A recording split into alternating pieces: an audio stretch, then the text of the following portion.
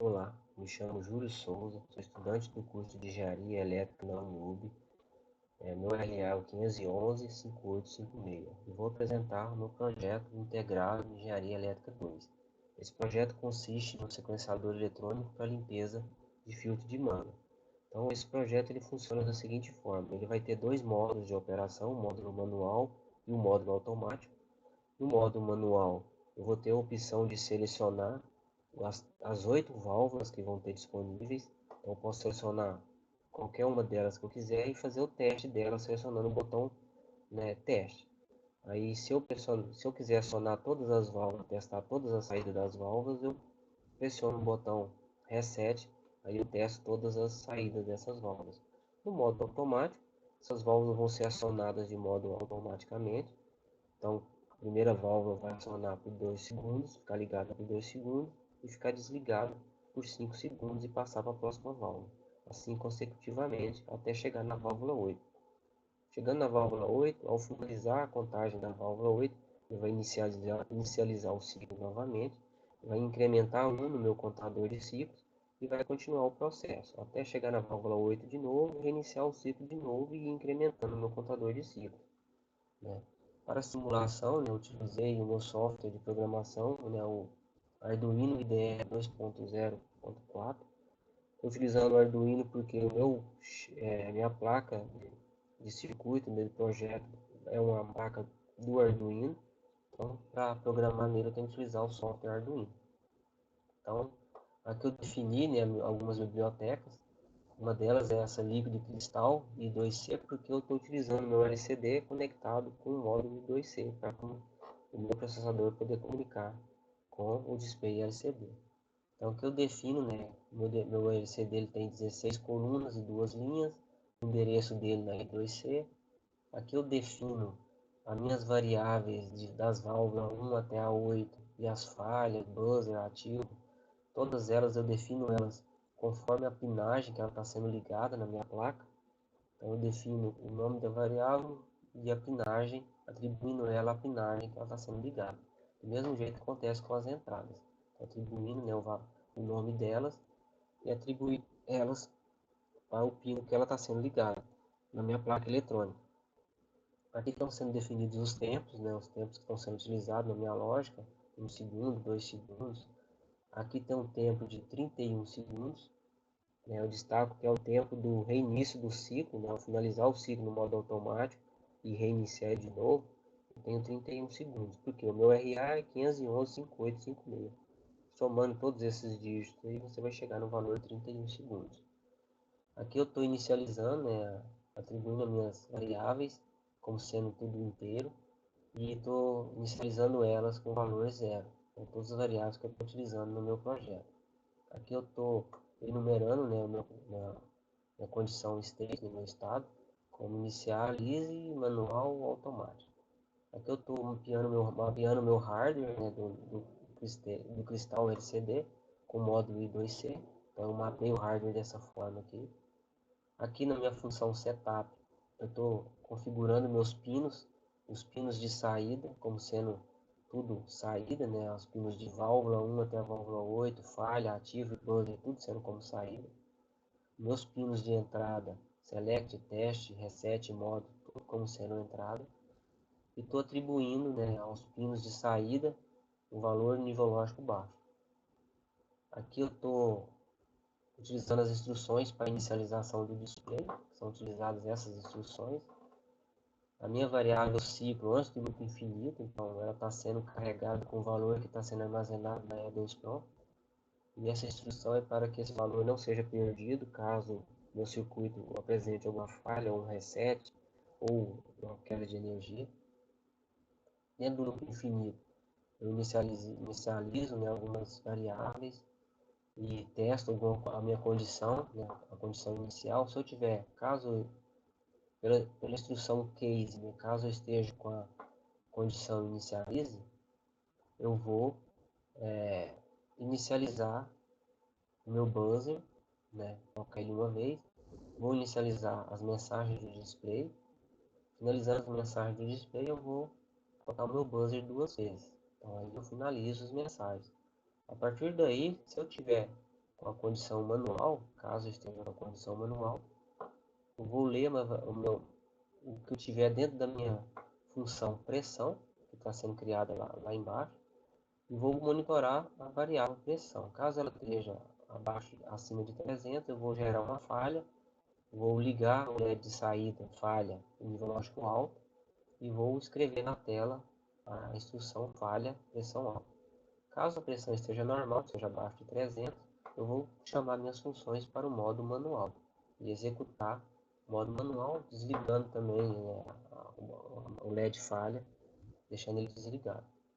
O modo automático vai funcionar da mesma forma, né? Eu vou monitorar também o valor da pressão.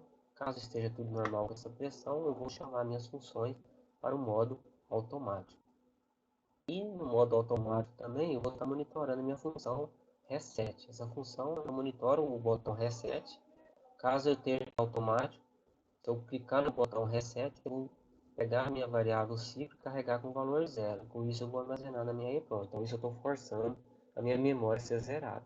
Só dessa forma que a minha memória vai ser zerada. Fora do loop infinito, então estão todas as minhas funções declaradas aqui. Então a função descrita na tela, print screen. Então aqui vai ser como vão ser escritas todas as mensagens na tela. Então tem a função de mensagem, né, das válvulas, mensagem do ciclo, mensagem da pressão.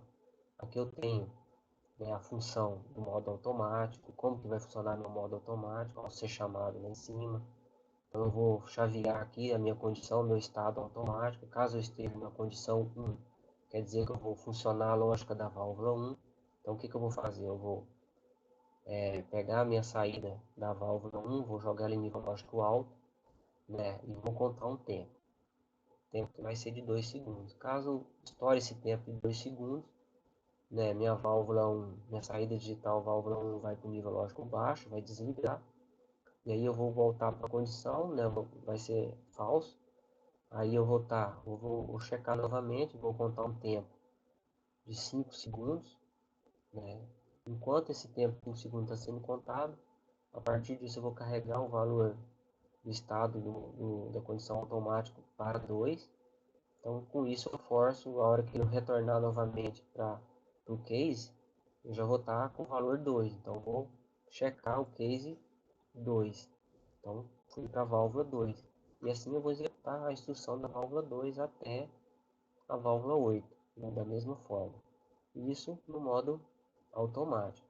No modo manual, né, vou ter outras instruções aqui dentro, né? Uma delas é monitorar o botão select, dentro da função select, função reset, e todos eles também eu vou fazer o chaveamento também do estado manual. Caso eu esteja 1, quer dizer que eu vou executar as instruções da válvula 1. Então a válvula 1, caso meu botão de teste esteja em nível lógico alto, a minha saída digital da válvula 1 vai estar no nível lógico baixo. Caso contrário, a saída digital da válvula vai para o nível lógico alto. E assim eu saio da condição. Caso eu selecione a opção 2, eu vou verificar a condição da válvula 2. E vou executar também, da mesma forma que acima, até a válvula 8, né? Isso no modo manual, que eu tenho a opção de selecionar cada uma das válvulas e testar elas individualmente. Dessa forma, com essa instrução, eu consigo fazer isso. E aqui tem outras funções, né? Eu criei a função, né, do modo, qual o modo dela, o modo manual, o modo automático, condição da função ao selecionar o botão reset, tem a função também ao selecionar o botão teste, também uma função do botão select e outra função da pressão. Então, a pressão, eu monitoro o valor dentro da variável pressão, eu vou armazenar o valor que está sendo lido dentro da entrada analógica que está sendo ligado a um potenciômetro. Então todo valor que tiver ali está sendo armazenado na pressão. E toda vez que eu chamar a função pressão no meu código, eu vou poder apresentar esse valor que está sendo carregado aqui dentro da pressão. E duas funções auxiliares, né, para me ligar todas as saídas em nível lógico alto, e outra função para me desligar todas as saídas das válvulas. Na monitoração, na minha simulação, eu tenho aqui todo o meu hardware.